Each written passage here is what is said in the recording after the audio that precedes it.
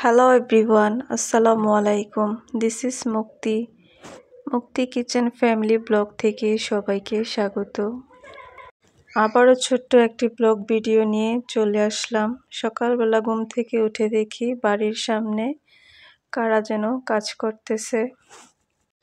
মনে হচ্ছে এটা চালের কাজ। বাড়ির পাশে আমার জায়েদের চালের কাজ করতেছে।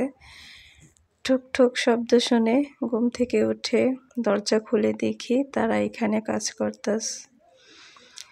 খুব মিষ্টি একটা রোদ উঠেছে সকালবেলায়।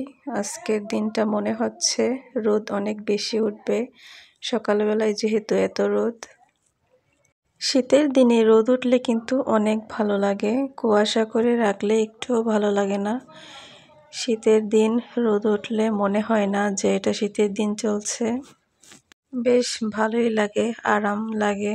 বুড়োদের জন্য, মুরব্বীদের জন্য রোদবান উঠলে অনেক ভালো।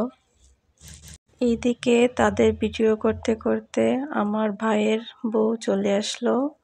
ভাইয়ের মেয়ে মানে আমার ভাবি এসে পড়েছে। আমার মা আসছে, তিনি তার শাশুড়ির সাথে দেখা করতে চলে আসছে। আজকে মা আমাদের ছিটা পিঠা খাওয়ালো গরুর মাংস দিয়ে। কিছুই ভিডিও করতে পারি নাই, শুধু এই পিঠাটা একটু ভিডিও করেছিলাম। রান্না বান্না সব আগেই করে ফেলেছিলাম রাতের বেলা।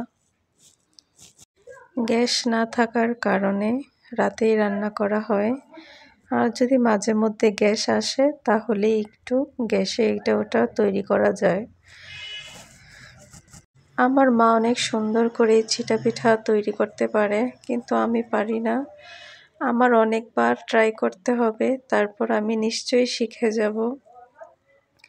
মা অনেক সুন্দর করে এই পিঠাটা তৈরি করে, তার পিঠাটা অনেক সফট হয় এবং খেতে অনেক মজা। আমি আবার এত ভালো করে পারি না, আমি নতুন নতুন শিখতেছি, মাত্র 2-1 বার বানাইছি। তারা পুরনো লোক, অনেক আগে থেকে পিঠা তৈরি করে পিঠা খায়। আমরা ছোট থেকে পিঠা খেয়েছি, কিন্তু আমি আমার সন্তানদের মাত্র শুরু করেছি পিঠা তৈরি করে খাওয়ানো। ইনশাল্লাহ হয়ে যাবে। এদিকে রাইস কুকারে ভাত বসিয়েছিলাম, হঠাৎ দেখি গ্যাসটা চলে গেছে। রাইস কুকারে ভাত আমার রান্না করতে একটু ভালো লাগে না। গ্যাসের মতো কোনো কিছুই পাই না, না পাই ইলেকট্রিক চুলায়, না পাই রাইস কুকার। কোথাও এরকম আরাম পাই না গ্যাসে যে একটা ভালো লাগে রান্না করতে। আবার ইলেকট্রিক চুলাতে মুরগির মাংস বসিয়ে দিয়েছিলাম দুপুরের জন্য। মুরগির মাংসটা পাতিলে বসাইছি যাতে তাড়াতাড়ি হয়। এদিকে ভাতটাও ফুটে গেছে আর মাংসটাও কষিয়ে গেছিল। হঠাৎ করে দেখি গ্যাস আসছে, আবার গ্যাসের চুলায় বসাইছি। এই কত ঝামেলা করতে হয়, হঠাৎ এইখানে বসাই আবার ওইখানে বসাই, এরকম। কখন ইন্ডাকশন, কখনো বা গ্যাসের চুলায়, এই নিয়ে খেলামেলা করি। এইদিকে মেয়েকে স্কুল থেকে নিয়ে আসলাম রান্না বান্না শেষ করে। আমার মেয়ে এখন ক্যামেরার সামনে আসতে চায় না, বড় হয়ে গেছে, সব কিছু বুঝতে পারে। ক্যামেরার দিক করলেই মুখটা ভেঙচি মারে, যাতে তাকে আর ক্যামেরায় না দেখাই। দেখুন কি একটা অবস্থা করতেছে। এইদিকে আমার ছোট মেয়ে কত সুন্দর করে পেঁপে খাচ্ছে।